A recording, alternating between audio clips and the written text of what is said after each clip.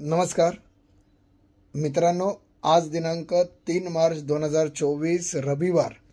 आजच्या दिवसाचा आपण विचार किंवा विषय घेऊया प्रबोधन. कारण की आज मागच्या 2 दिवसापासून एक फॅमिली रिलेटेड काही इश्यूज चालले होते, काही रिलेटिव्सशी रिलेटेड.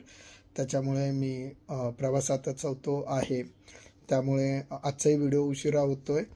बट एक प्रबोधनाचा विषय डोळ्यासमोर आहे आणि तो खूपच चांगल्या पद्धतीत मांडता येऊ शकतो असं मला वाटलं. आणि त्याच्याकडे इस्टॅब्लिश सत्ताधाऱ्यांचं लक्ष नाही, म्हणून ह्या विषयावर आज रविवारच्या दिवशी चर्चा करावी असा माझा मानस होता.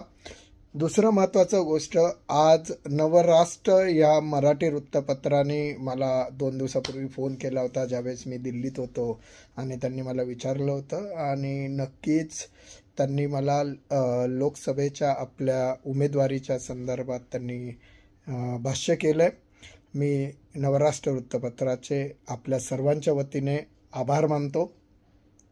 पक्षाने जर मला ही जबाबदारी दिली, माननीय श्री अमित शाह, माननीय श्री नरेंद्रजी मोदी यांनी जर माझ्यावर विश्वास ठेवला, तर नक्कीच पुणे लोकसभा हा विक्रमी मताधिक्याने आपण निवडून आणू. माझा मध्यमवर्गीय बांधव हा पुणे लोकसभेसाठी माझ्यासाठी रस्त्यावर नक्की उतरेल आणि आपला सिंहाचा वाटा असेल 2047ला भारताला विकसित राष्ट्र करण्याचा.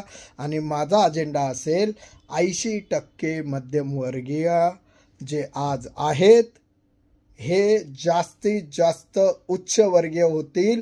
आज जो 6% श्रीमंत लोकांचा टक्का आहे, त्याच्यामध्ये माझे 80% मध्यमवर्गीय जोपर्यंत जात नाही, या देशाचा श्रीमंतांचा वर्ग हा 86% होत नाही, तोपर्यंत हा मिलिंद संपावर शांत बसणार नाही. हे आश्वासन, हे वचन मी आपल्याला देतो. आणि त्याच अनुषंगाने माझ्या डोक्यात एक कन्सेप्ट होती. आपल्याला जर उद्याचा भारत तयार करायचा असेल तर आपल्याला इतिहासाची खूप मोठी गरज असते. आपण सगळे शिवाजी महाराजांचा इतिहास, महाराजांना मनात ठेवून जो इतिहास आपण वाचतो, शिकवतो आणि महाराजांचं नाव घेऊन जे लोक राजकारण करतात, त्या लोकांना मला फक्त एक प्रश्न आहे. शिवाजी जन्माला यावा, पण शेजारच्या घरात हे म्हणणं बंद जोपर्यंत होत नाही, तोपर्यंत महाराजांच्या बद्दलची आपली आपुलकी, आपलं प्रेम हे सर्व शून्य आहे. महाराजांचे विचार फक्त शिकवण्यापेक्षा आचरणामध्ये जोपर्यंत आपला मध्यमवर्गीय बांधव आणत नाही, तोपर्यंत महाराज पण काही गर्भश्रीमंत नव्हते.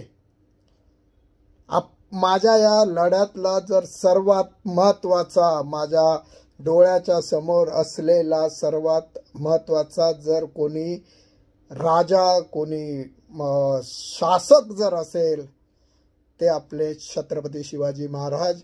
लक्षात घ्या, महाराजांनी संघटन उभं केलं, स्वराज्य उभं केलं. नेहमी म्हटलं जातं low M is a crime. Yes, ज्या वेळेस महाराजांनी स्वराज्य निर्मितीचा ध्यास घेतला, जिजाऊंनी ज्या वेळेस महाराजांना प्रेरित केलं, त्या जिजाऊ ज्या महाराजांच्या मुळे आपण आज हिंदू म्हणून लोकांसमोर आहोत, जगतोय, वाढतोय, श्वास घेतोय. त्या महाराजांबद्दल फक्त राजकारण तुम्ही करताय. महाराजांचं अरबी समुद्रात स्मारक बांधायचा फक्त घोषणा करताय. स्मारकाचं काम चालू आहे. अहो, महाराजांचं स्मारक अरबी समुद्रात बांधण्याची गरज काय?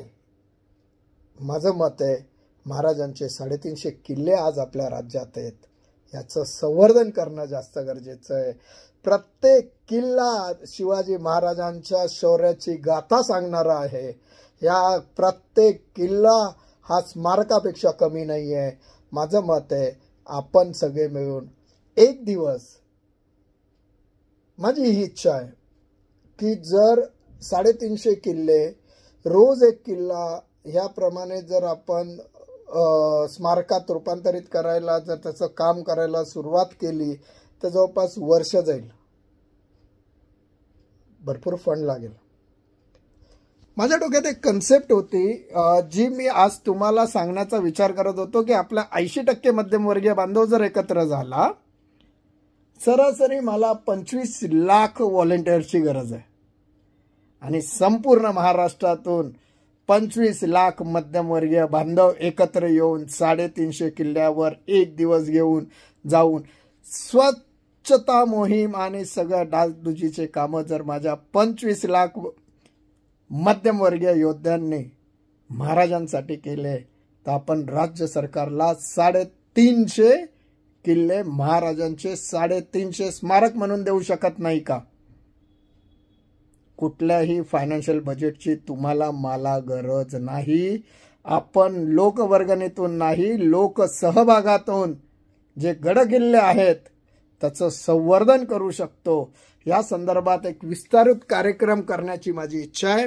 तो कार्यक्रम मी लवकरच आपल्या सगळ्यांसमोर घेऊन येईल आणि नक्कीच जर महाराजांच्या आशीर्वादाने पक्षश्रेष्ठींनी जर माझ्यावर विश्वास दाखवला, माझ्या मध्यमवर्गीय बांधवांची साथ मला आहे, पुणेकर बांधव माझ्या मागे आहेच. आपण पुण्याचं सीट लाखोंच्या डिफरन्सने विक्रमी मतांनी निवडून जर मी लोकसभेत गेलो तर माझा पहिला कार्यक्रम हा महाराजांचे 350 स्मारक उभा करण्यासाठी असेल.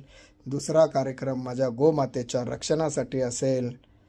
गोमातेच्या रक्षण करत असताना एक विषय माझ्या डोक्यात आहे आणि ज्याच्यावर खरोखर मी आत्तामध्ये एका व्यक्तीलाही भेटलो होतो. त्यांनी गाईच्या शेणातून लाकडांची निर्मिती केली आहे, थोडक्यात गवऱ्याच, परंतु लाकडाच्या शेपमध्ये, आणि त्याच्यावर अंत्यविधी केले जातात आणि त्या गवऱ्या जाळल्यानंतर हवेचं प्रदूषण होत नाही, झाडं तुटली जात नाही. यासारखे विचार करून आपण गोशाळा एकत्र का नाही करू शकत? माझ्या गोमातेचं रक्षण का नाही करू शकत? महाराजांनी दिलेली शिकवण मी माझ्या आचरणामध्ये का आणत नाही? फक्त महाराजांचं नाव घेऊन राजकारण किती दिवस करणार? मी आपल्या सगळ्यांना शब्द देतो, हा मिलिंद संपगावकर जर उद्या राजकारणी झाला, उद्याचा खासदार झाला, तर महाराजांचं शिवचरित्र हातात ठेवून महाराजांच्या गाईडलाईनवर चालत या देशाचा विकास करेल. महाराज खूप मोठे अर्थतज्ञ होते. मी अनेक गोष्टी महाराजांच्या चरित्रातून प्रेरणा घेऊन करत असतो. नक्कीच महाराजांचं आचरण, त्यांनी दिलेला मार्ग हा माझ्या स्वतःच्या आचरणामध्ये आणेल. नुसतं महाराजांचं नाव गाडीवर लावून फिरणार नाही, महाराजांच्या नावाने राजकारण करणार नाही. आज मध्यमवर्गीय बांधवांनी एकत्र येऊन महाराजांच्या नावाने राजकारण करणाऱ्यांना धडा शिकवण्याची वेळ आलेली आहे. महाराजांच्या प्रतिमेसमोर नको ते बोलणारे राजकारणी आज आपल्या देशाला नको आहेत. नक्कीच आपण एकत्र येऊया, महाराजांचा वारसा पुढे नेऊया. आपल्या येणाऱ्या पिढींना महाराज शिकवण्यापेक्षा समजून सांगूया आणि महाराज हा त्यांच्या मनामध्ये रुजवूया. लक्षात घ्या, येणारी आपली भावी पिढी हीच आपल्या देशाचं उद्याचं भविष्य आहे. स्वाभिमानाने बोलूया.